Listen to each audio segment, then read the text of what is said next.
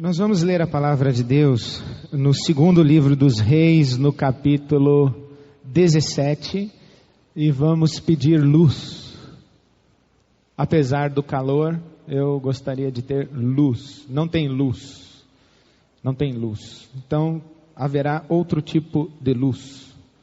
Mas haverá luz. Segundo livro dos Reis, o capítulo 17. Pedimos a Deus que nos dê a sua palavra e que a palavra de Deus seja viva e produza frutos em nós para a glória de Deus. Amém. Você sabe que o reino de Israel foi um reino que depois da morte de Salomão se dividiu. 10 tribos foram para o norte, 2 tribos no sul. As 10 tribos do norte passaram a se chamar Israel e as 2 tribos do sul passaram a se chamar Judá. Judá fez o que era mal aos olhos de Deus, e o castigo de Deus para Judá foi o exílio e um período de aproximadamente 70 anos de escravidão na Babilônia. Israel, as outras 10 tribos, também fez o que era mal aos olhos de Deus, e o castigo de Deus foi uma opressão por uma outra potência internacional, não mais a Babilônia, mas a Assíria. E a Assíria não levava o povo para o cativeiro. A Assíria dava um espalha-brasa e povoava as suas terras com todos os povos. Ela não estava preocupada em ter escravos no seu território. Estava ocupada em povoar os territórios que conquistava.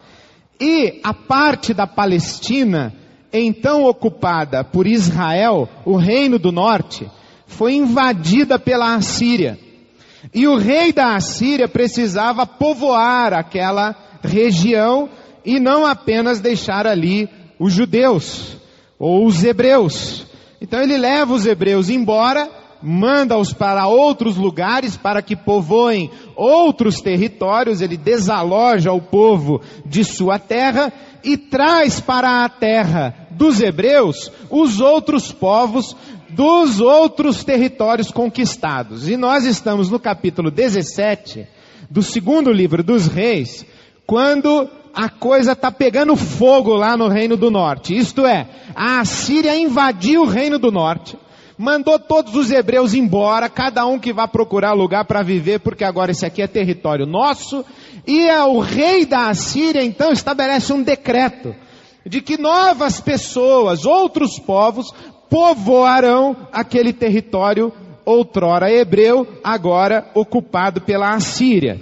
Então no capítulo 17, versículo 24, está a narrativa do que acontece nesse momento de substituição de população do norte da Palestina de então.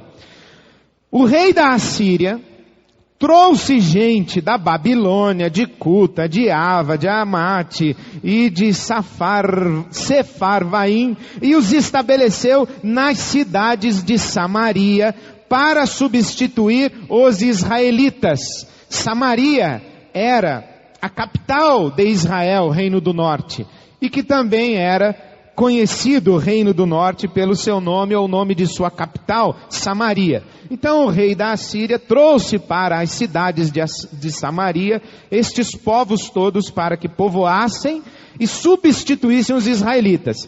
Eles ocuparam Samaria e habitaram em suas cidades. Quando começaram a viver ali, não adoravam o Senhor, o Deus de Israel. Por isso, ele, o Senhor, o Deus de Israel, enviou leões para o meio deles, que mataram alguns dentre o povo. Então informaram o rei da Assíria: os povos que deportaste e fizeste morar nas cidades de Samaria, não sabem o que o Deus daquela terra exige. Ele enviou leões para matá-los, pois desconhecem as suas exigências. O Deus de Israel soltou leão no meio da turma e está comendo gente lá, porque o pessoal não sabe como agradar o Deus de Israel, não sabe quais são as exigências do Deus de Israel. capítulo 17, 27 do segundo livro dos reis. Então o rei da Assíria deu esta ordem: façam um dos sacerdotes de Samaria, que vocês levaram prisioneiros, retornar e viver ali, para ensinar as exigências do Deus da terra. Então, um dos sacerdotes exilados de Samaria veio morar em Betel e lhes ensinou a adorar o Senhor. No entanto, cada grupo fez seus próprios deuses nas diversas cidades em que moravam e os puseram nos altares idólatras que o povo de Samaria havia feito. Os da Babilônia fizeram deuses da Babilônia, os de Cuta fizeram para os deuses de Cuta, os de Amate fizeram para os deuses de Amate, os aveus fizeram para os deuses dos aveus, os sefarvitas queimaram seus filhos em sacrifício aos seus deuses. Versículo 32, eles adoravam o Senhor, o Deus de Israel, mas também nomeavam qualquer pessoa para lhe servir como sacerdote nos altares idólatras.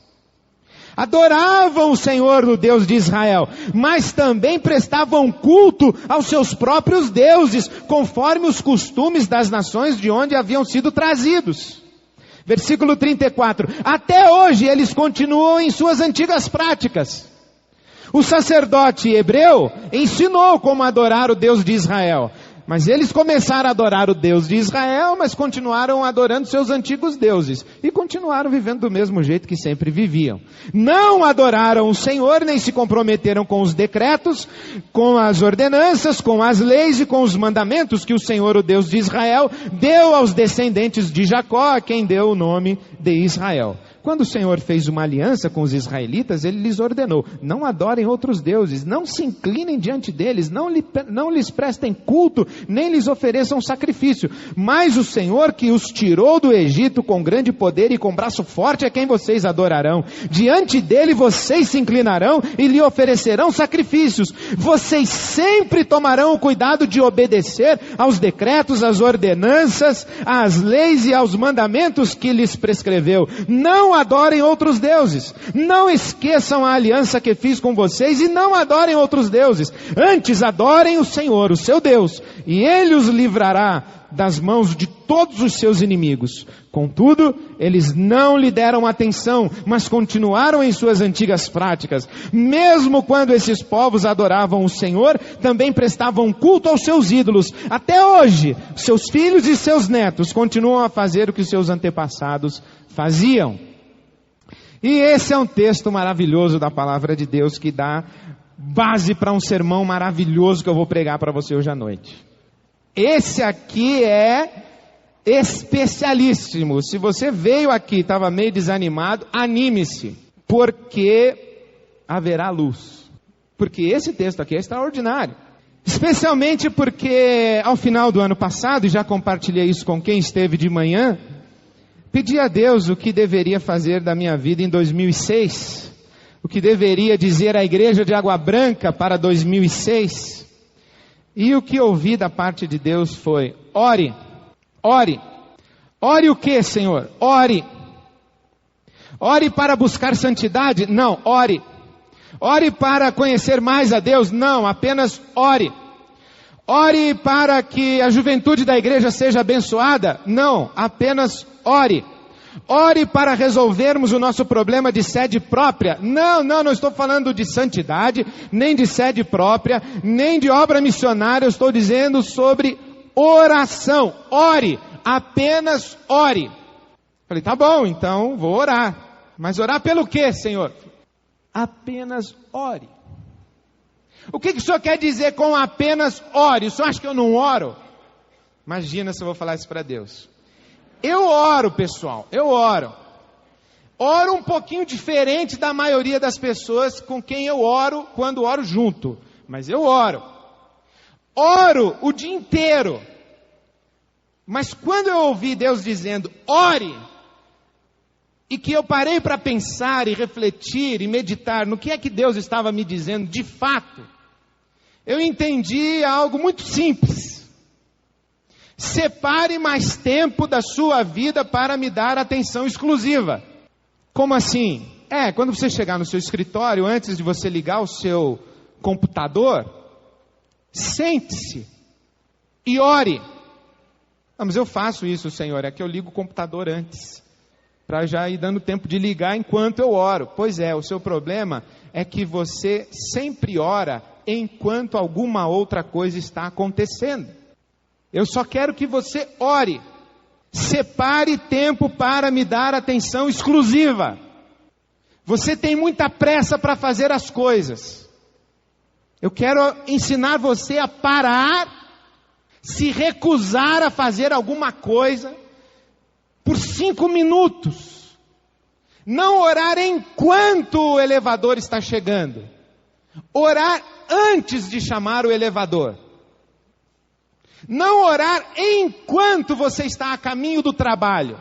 Orar antes de sair para o trabalho. Não orar enquanto você está esperando o horário do dentista. Orar na cadeira. Não. Orar antes de ir para o dentista.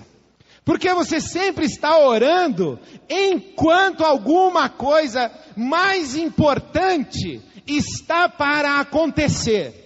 E considerando que ainda não aconteceu, você aproveita que tem que esperar e ora. Eu não quero isso. Eu quero isso também. Mas eu quero que você ore. Que você separe tempo para me dar atenção exclusiva. Entendeu? Eu entendi. Serve para você? Não sei. Serviu para mim? Muito serviu. Eu quero que você ore. E eu disse a Deus, eu vou tentar. E o que é mais impressionante, irmãos, quando eu ouvi pela primeira vez, ore, eu pensei comigo, agora vai. Agora o bicho vai pegar mesmo, porque nós vamos orar. Nós vamos fazer vigílias de oração, vamos convocar a igreja para jornadas de oração, nós vamos fazer campanhas de oração, nós vamos colocar lá uma foto de um terreno e vamos orar. Senhor, em nome de Jesus, é nosso. E o terreno vai aparecer, pessoal, porque com oração a coisa anda. Nós vamos escolher um dia especial para orar só pelos enfermos, e vocês vão ver como vai ter curas nessa igreja, porque agora vai, com oração vai. Nós vamos ter um dia especial aqui para orar só pelo pessoal desempregado. E vocês vão ver que Deus vai multiplicar bênçãos na vida das famílias da igreja, porque agora vai, com oração vai. Aí eu ouvi Deus dizer assim, você não entendeu ainda. Falei, como não entendi, Senhor? Os chineses falaram isso, que pouca oração, pouco poder. Nenhuma oração, nenhum poder. Muita oração, muito poder. Eu aprendi isso, Senhor. Spurgeon disse o seguinte, que aquele que vive na região da fé, habita no reino dos milagres. Falei, agora vai. Agora nós vamos ver milagre aqui nessa igreja, os irmãos vão ver. Vão ver respostas às nossas orações, porque nós vamos orar e Deus vai responder. E Deus falou assim para mim, você ainda não entendeu, meu filho. Como não entendi, Senhor? Não é para a gente orar, clamar, para que as coisas aconteçam.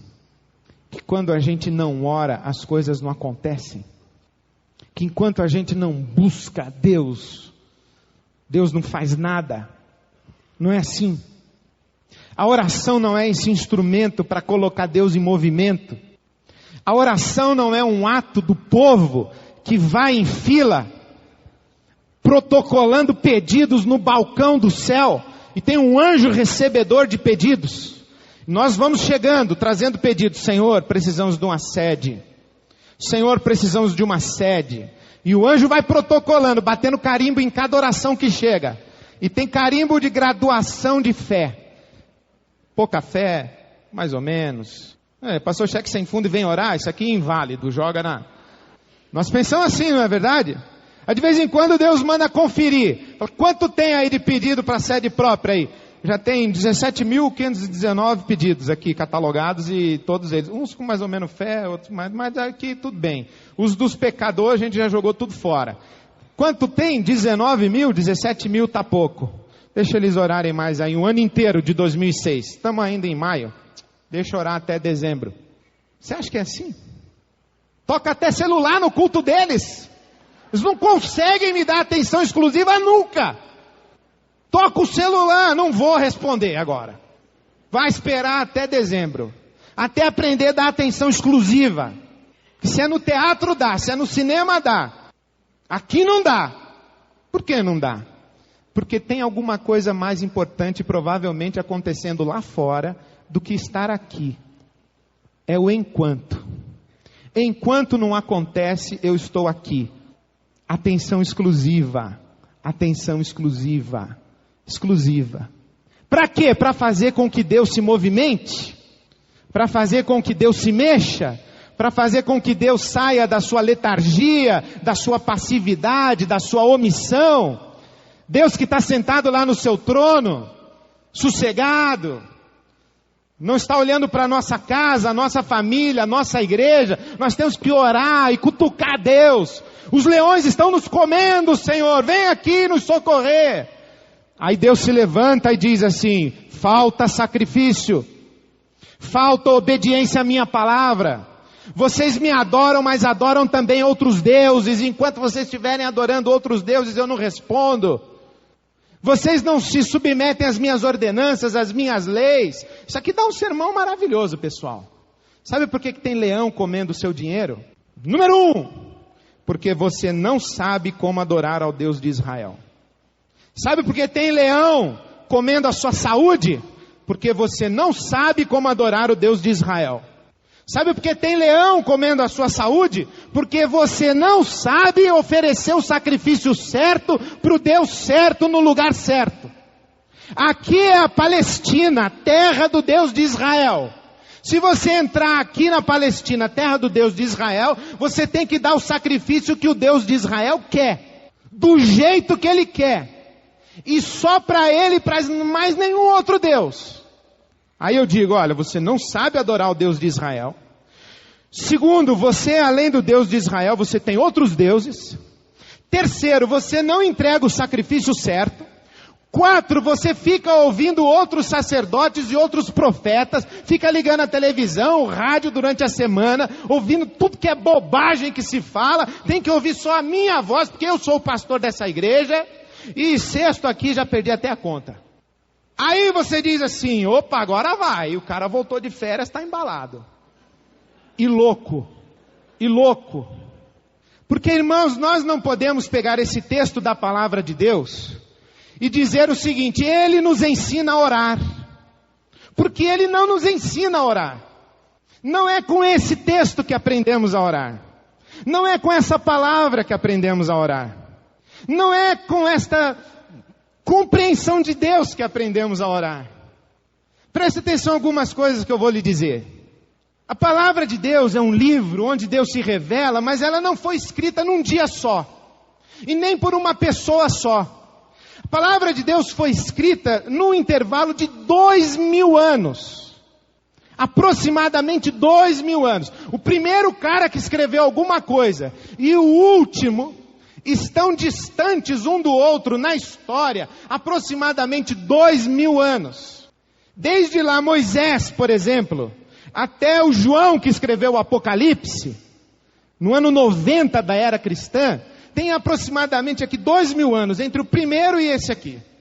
Entre eles, tem uns 38 que escreveram também. Tinha boiadeiro, tinha profeta, tinha sujeito que não era nem profeta nem filho de profeta, isso é, não era nem pastor nem seminarista. Era qualquer um. Escreveu também, porque Deus é assim, Deus ele usa qualquer um, de vez em quando usa pastor e seminarista. Então ele escreveu. Tinha médico, tinha tudo. Foram escrevendo, um monte. Tinha poesia, tinha história, tinha parábola, tinha causo, tinha de tudo. Foi juntando, não foi num só dia. Não foi uma só pessoa, não foi de uma só vez. E não foi todo mundo olhando para a mesma coisa, cada um olhou Deus no momento, Deus fazendo alguma coisa diferente, numa situação diferente, numa cultura diferente, com um povo diferente. Isso significa o quê? Que a compreensão das pessoas a respeito de Deus vai crescendo enquanto a Bíblia vai sendo escrita. Por quê?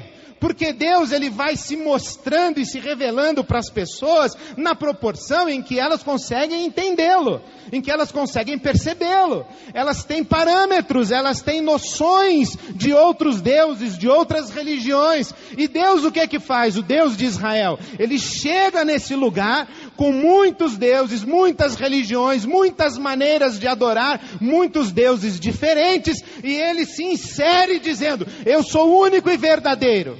Mas as pessoas tinham muita dificuldade de entender que o Deus de Israel, o Senhor nosso Deus, Pai do nosso Senhor Jesus Cristo, é o único e verdadeiro Deus. Note bem, não é que ele é o maioral de todos os deuses, ele é o único e verdadeiro Deus. Toda vez que você invoca um Deus que não é o Deus Pai de nosso Senhor Jesus Cristo, você está falando ou com o vento ou com um demônio. Porque só existe um Deus, o Deus Pai de nosso Senhor Jesus Cristo. Só que as pessoas não tinham condição de entender isso. Por isso é que esse pessoal aqui adorava o Deus de Israel que mandou os leões e adorava também os seus outros deuses. Deus foi assimilado naquela cultura. E Deus foi sendo tratado naquela cultura, naquele contexto, naquele momento da história, do mesmo jeito que todos os outros deuses eram tratados. Só que à medida em que Deus vai convivendo com o seu povo, Deus vai mostrando que o seu caráter é diferente, que a sua cabeça é diferente, que ele age de maneira diferente, que ele é um Deus diferente, que não tem igual a ele em lugar nenhum, e nunca existiu e nunca existirá. Os profetas se levantam para dizer o seguinte: nunca houve um Deus e nenhum outro haverá. E Deus vai se revelando aos poucos, até que chega um dia em que a revelação de Deus é total, escancarada, límpida, claríssima como o sol do meio-dia. O que de Deus se pode conhecer, Deus deu a conhecer e Deus se revelou em Jesus Cristo. Quando as pessoas aqui diziam: como é Deus? Eu imagino que os anjos diziam assim: Senhor, quando é que vais te revelar plenamente a todos estes? E Deus dizia: na plenitude dos tempos. Aí um dia nasce Jesus, e Deus diz: aí está a plenitude dos tempos. Nele, Jesus, eu me mostro absoluta e plena e completamente. Aí Jesus se levanta e diz assim: quem me viu a mim, viu o Pai. Quem me viu a mim, viu o Pai. Por quê? Porque eu e o Pai somos um. Eu e o Pai somos um. E quando nós olhamos para esse Deus de 2 Reis 17 e olhamos para Jesus, nós dizemos assim: agora nós entendemos. Nós entendemos. O que nós entendemos? Nós entendemos que Deus não é um Deus tribal. Deus não é um Deus dessa terra, desse lugar. Deus não é um Deus da Ibabe. Deus não é o Deus dos batistas. Deus não é o Deus dos evangélicos. Deus não é o Deus dos católicos. Deus não é o Deus dos espíritas. Deus não é o Deus dos islâmicos. Deus, ele transcende tudo isso. Deus é Deus. Deus não está restrito territorialmente. Deus não está restrito doutrinariamente. Deus é o Deus de nosso Senhor Jesus Cristo. Pai de nosso Senhor Jesus Cristo. Deus é isso. Deus não é um Deus tribal. Deus não é um Deus de um povinho. Deus é um Deus de todos os povos, de todas as nações. Você tem que adorar a Deus na Palestina do mesmo jeito que adora a Deus em Tóquio. Porque Deus é um só. Não é que o nosso Deus tem que ser tratado de um jeito num lugar e de outro jeito no outro. E mais, o que nós aprendemos? Aprendemos que não tem sacrifício certo. Porque todo sacrifício já foi feito na cruz do Calvário. Tudo quanto Deus precisava para satisfazer a sua justiça foi feito na cruz do Calvário. Alguns cristãos precisam ouvir ainda as palavras de Jesus: está consumado. Está consumado.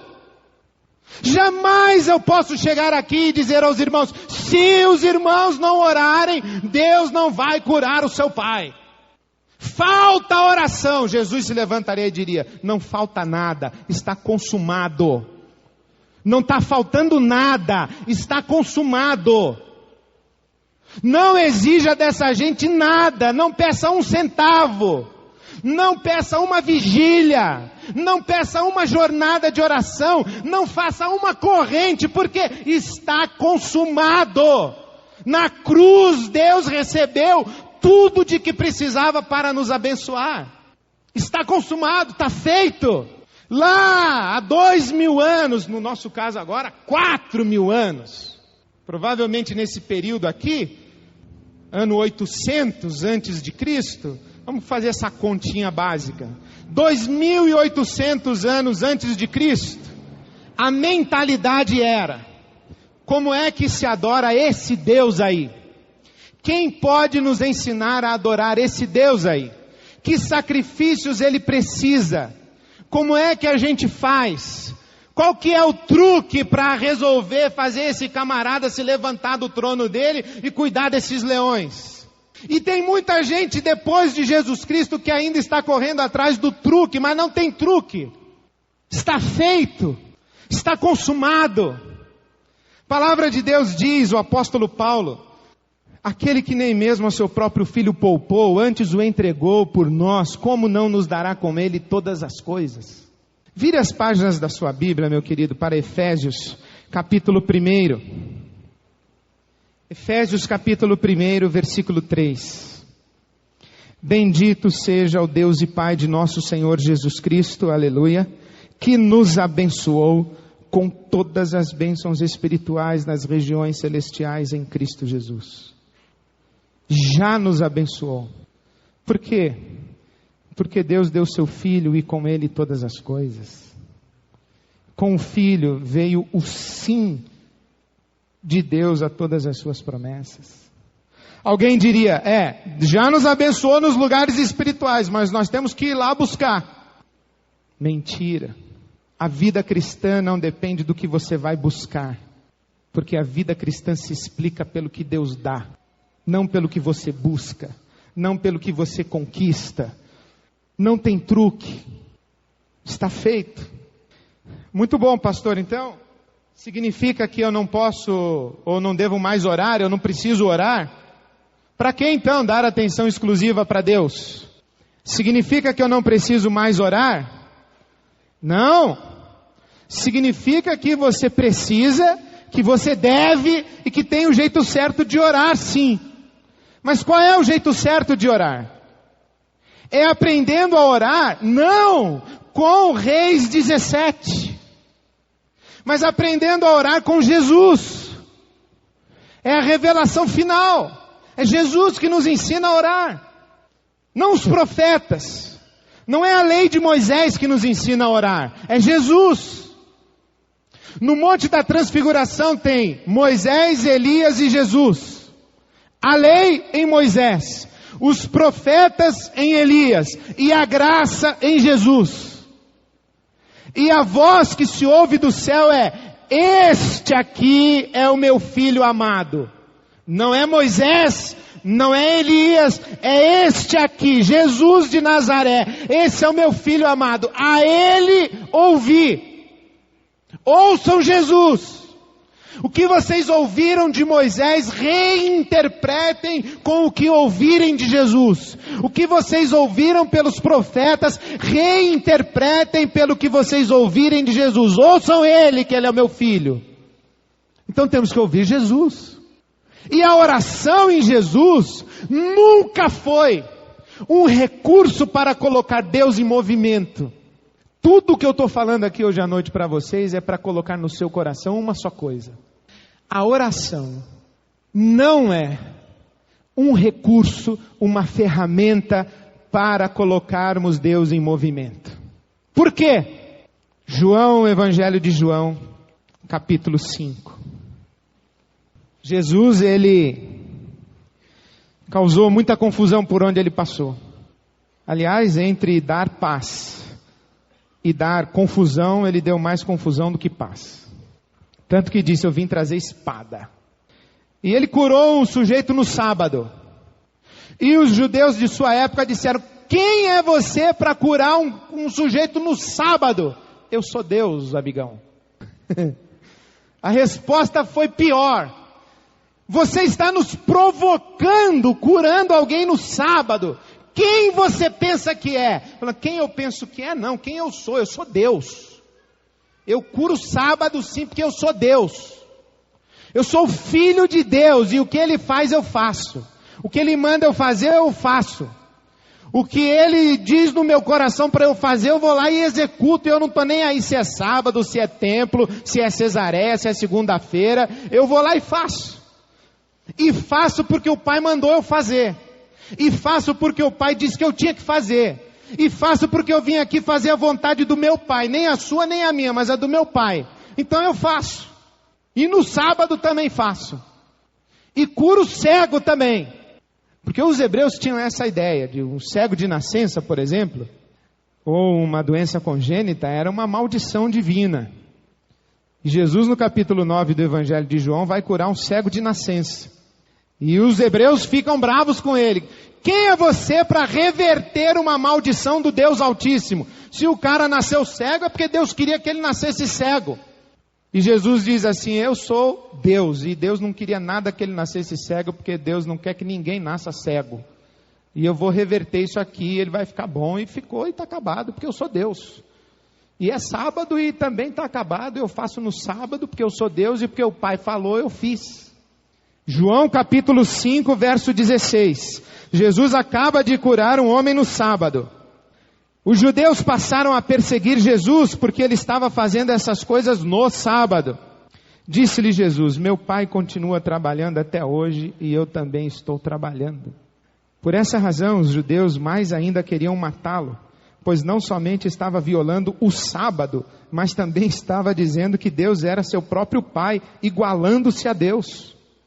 Jesus lhes deu esta resposta, eu lhes digo verdadeiramente, que o filho não pode fazer nada de si mesmo, só pode fazer o que vê o pai fazer, porque o que o pai faz, o filho também faz. Pois o pai ama ao filho e lhe mostra tudo o que faz. Sim, para a admiração de vocês, ele lhe mostrará obras ainda maiores do que estas. Por que eu devo orar então? Porque Deus está parado e enquanto eu não orar, ele não vai se mexer? Não. Eu devo orar porque Deus está trabalhando e enquanto eu não souber o que Ele está fazendo, eu não vou conseguir cooperar. Eu devo orar porque Deus está trabalhando e enquanto eu não perceber o que Deus está querendo fazer e está fazendo, eu vou ficar de fora do que Deus está fazendo e querendo fazer. Eu vou ficar lá, Deus querendo ir para um lado, e eu aqui orando dizendo, Senhor, venha para cá, Senhor, venha para cá. E eu, enquanto estou aqui dizendo, vem para cá, Senhor, vem para o meu lado, vem resolver o meu problema, vem olhar para a minha casa, vem olhar para a minha família, vem olhar para a minha necessidade, vem olhar para a minha vida, e Deus não vem. Eu digo, Deus está parado, Deus esqueceu de mim, Deus me abandonou, Deus não está ouvindo a minha oração, não é nada disso. Sabe o que está acontecendo? É que Deus está fazendo outra coisa. Ele está trabalhando, Ele não está parado, Ele está trabalhando. Só que Ele está fazendo o que Ele quer. E você fica ali tentando convencê-lo a que Ele faça o que você quer. Aí, quando Deus não faz, surge alguém e diz assim, você não está entregando o sacrifício certo. Está orando? Mas entregou o sacrifício? Está observando as ordenanças? Porque se não observar as ordenanças e obedecer os mandamentos, não adianta orar não. Ah, então é uma relação de troca com Deus? Não é, meus irmãos, é graça. É graça, está feito. Por isso, se eu pus o pé na trilha correta, eu pretendo este ano de 2006, lhes falar sobre oração o ano inteiro ou o tempo que Deus quiser. Tem muita coisa para nós conversarmos juntos a respeito da oração. Provavelmente você sai daqui hoje à noite com muitas perguntas a respeito de oração. Como é que eu vou orar então? E aquele texto, nós vamos passar por aí. Pode esperar que a gente vai passar. O que é que eu quero dizer para você hoje à noite? Vamos orar? Vamos orar. Vamos fechar a porta do nosso quarto e vamos orar. Vamos dar atenção exclusiva para Deus em momentos da nossa vida. Vamos orar. Vamos entrar na presença de Deus e dizer: Abba, Abba, eu vim aqui te buscar. Eu vim aqui pronunciar o teu nome, ouvir a tua voz. E quando alguém disser: e quais são os pedidos? A gente diz assim: sem pedidos. Eu vim dar atenção a Deus e não pedir que Deus dê atenção aos meus pedidos. Abba, eu sei que o Senhor está trabalhando. O que é que o Senhor está fazendo que eu não estou vendo? Eu sei que o Senhor está cuidando de mim, mas eu não estou conseguindo dormir. Eu sei que o Senhor tem caminhos perfeitos, veredas justas. Eu sei que o Senhor me guia, mas eu não estou dedicando nem um segundo para ouvir a tua voz. Não é que Deus parou de nos guiar, é que nós paramos de ouvir. Não é que Deus parou de trabalhar, é que nós paramos de perceber ou perdemos a capacidade de perceber. Não é que o Pai está lá sentado e nós precisamos fazer campanhas, reunirmos-nos em oração para ver se Deus se levanta do seu trono e se digna a nos abençoar. Não, Ele está trabalhando. Nós é que precisamos verificar se o que estamos trabalhando é o mesmo trabalho que Ele está fazendo. Eu já citei aqui desse púlpito, não sei quantas vezes, uma convicção que tenho, de uma fala de um missionário na China chamado Hudson Taylor. A obra de Deus, feita segundo a vontade de Deus, jamais terá falta dos recursos de Deus. A obra de Deus, feita segundo a vontade de Deus, jamais terá falta dos recursos de Deus. Toda vez que eu tenho falta, toda vez que os meus planos fracassam, todas as vezes que as coisas desandam, a primeira coisa que eu faço é dizer: Senhor, e o que eu estou fazendo diferente do que o Senhor está fazendo? Porque Deus está trabalhando, irmãos. Teve uma época em Israel que o povo achou que Deus tinha abandonado Israel e não estava cuidando de Israel. E Isaías, o profeta, se levantou no capítulo 18 e disse: Deus mandou um recado para vocês. Ele disse que Ele está trabalhando. Ele disse que está quieto, desde a sua morada, olhando atento, como o orvalho que cai de noite, e como o calor que aquece a plantação durante o dia. Ele está trabalhando. Ele não deixou de olhar para vocês. Ele não deixou de lançar o seu orvalho e fazer o sol brilhar sobre a vida de vocês. Ele não está fazendo o que vocês querem que Ele faça. Ele não está fazendo no tempo que vocês querem que Ele faça. Ele não está fazendo do jeito que vocês querem que Ele faça, mas Ele está fazendo, Ele está trabalhando. Ele prometeu cuidar de você, Ele está cuidando. Ele prometeu cuidar da sua família, Ele está cuidando. Ele prometeu abençoar a sua vida, Ele está abençoando. É que você não está em sintonia, você não dá atenção exclusiva para Deus, você não para. E toda vez que você vai orar, você já tem a agenda na mão. Você sempre controla a conversa. Você sempre vai orar preocupado com o leão que está comendo alguma coisa. Se não fosse o leão, você não ia orar. Então você não está orando por causa de Deus, você está orando por causa do leão. Jesus ensinou diferente. Ensinou a gente fechar a porta do quarto e falar: Abba, a minha vida é fazer a tua vontade e glorificar o teu nome. Qual é o meu próximo passo? Para onde eu vou? Como é que eu vou? Para onde o Senhor está indo? Por isso que a Bíblia fala que aquele que habita no esconderijo do Altíssimo descansa à sombra do Onipotente. Mas eu digo assim: quem é que descansa à sombra do Onipotente? O que se mete pelo deserto para os seus próprios caminhos? Não, aquele que habita no esconderijo do Altíssimo. E nós somos mestres em sairmos pelos desertos e ficarmos gritando para Deus mandar sombra para lá. Não é isso que a Bíblia ensina. Descansa no Senhor e Ele concederá o desejo do teu coração. No Senhor. Não é descansa no desejo do teu coração e fica incomodando Deus para Ele realizar o desejo do teu coração. É descansa no Senhor. Está feito. Deus já deu. Deus está trabalhando. Nós é que perdemos a sensibilidade. Nós é que nos ocupamos com muitas coisas.